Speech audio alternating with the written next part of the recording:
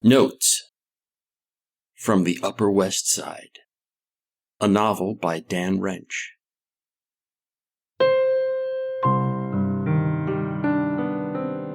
Chapter 123, Brain Screams.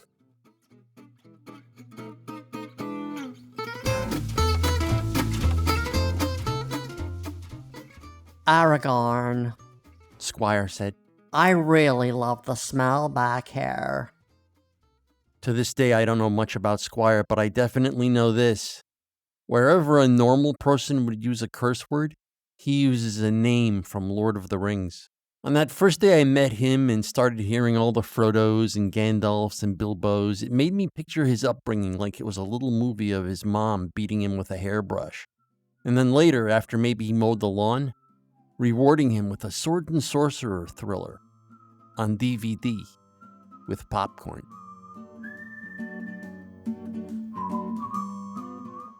Oh, I know, Fonda said. That smell is it is like one of the major perks of the job. I was still trying to be cordial with Cammy, and Captain Think was ranging around for new ways to implement that cordiality. I had just complimented her hair a few seconds before, and she sort of blew that off. Okay, fuck the hair, I told myself.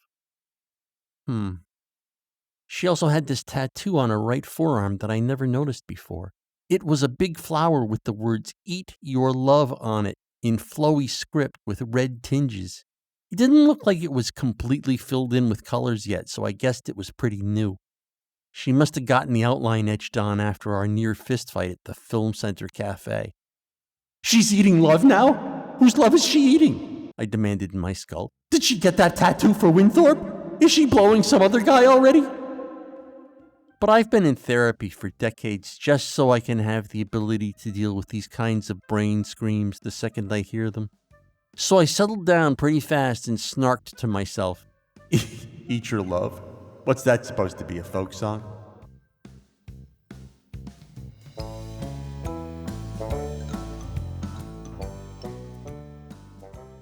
I gig cackled. But I still wanted her to get it that I was genial, affable, magnanimous even. So I thought I'd try a new variation on complimenting her hair. I like your hair up like that with the little rose holding it, I said. Is it a real rose? Nothing. Holding your hair? I heard her click her tongue. Of course not, she said. It's part of the clip.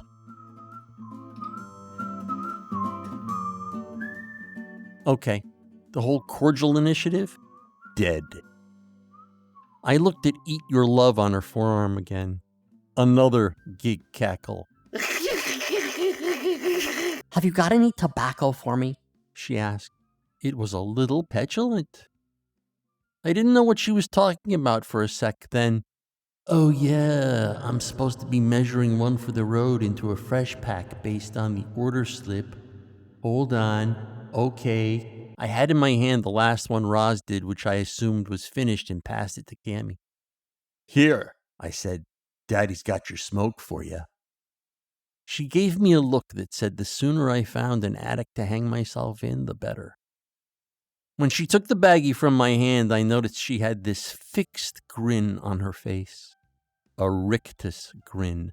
Like you see in horror movies when some hot chick gets her soul possessed by one of those demons that doesn't vomit a lot. An urbane demon who's just really, really happy to be here.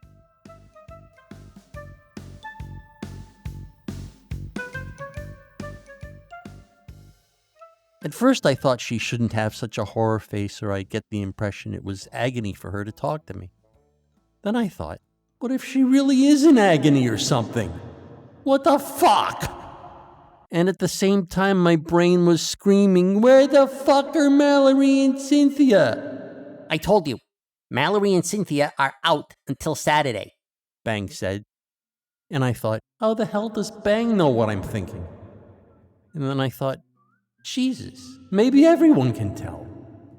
I looked around the room. Nope, no strange looks.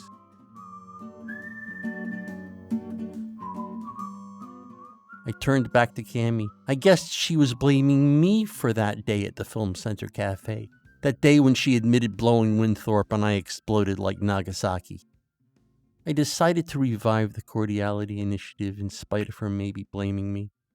We were colleagues, after all. Decorum required us to try and get along. I bent in closer to make the dialogue more private. "Daddy's got your tobacco for you," I said all low.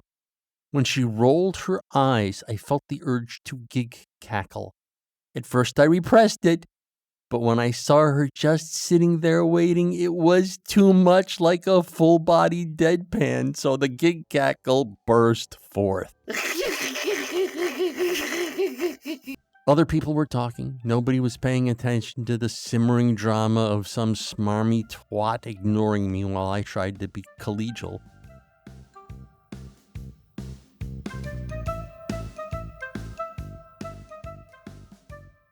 I noticed I couldn't smell Cammy even when I moved in close. The place was just tobacco smell. Nothing could overcome it. And trying to smell her made me wonder if it was worth the effort. And wondering if it was worth the effort drove me back to considering whether I should treat her with decency or whether I should just ignore her.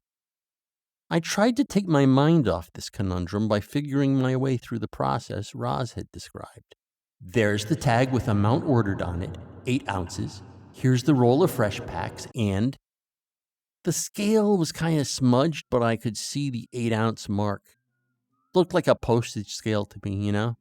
Like you can get for a few bucks in a stationery store with a dial in front and a flatbed on top to hold whatever it is you're trying to weigh. It looked, cheap.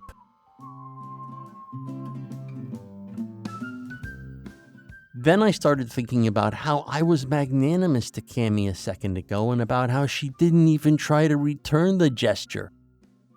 That really scraped my scales. But then I thought, I get it. She didn't hear me. I was trying to be low and private, but she was probably tuned into the other conversations going on in the room. She giggled. Yep, I thought, that's it. She's listening to one of Bang's stupid riffs. So I finished up the order with tobacco and flipped the baggie off the scale and sealed it at the little grooved lip and handed it to her.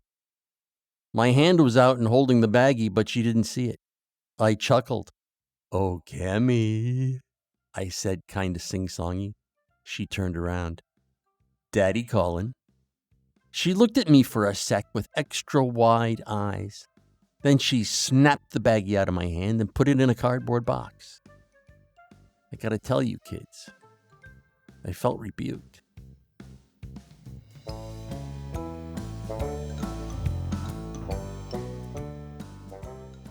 I mean, why was I stuck here alone with this boy-blowing trollop in the first place? No Cynthia or Mallory till Saturday. I had a good mind to go to the gym and hunt Nipsey. Or cross the room and make a move on Fonda. But I kind of complicated the Fonda opportunity a week earlier when she made the face after I called Whispers Bobsta. And after the science aficionado faux pas, and Captain Think, who I'd given the assignment of coming up with a Fonda strategy, didn't even have a first draft yet. So I was stuck being friendly to Smarms, but obviously there was some reason she was offended by me. That really threw a lock on my Jones.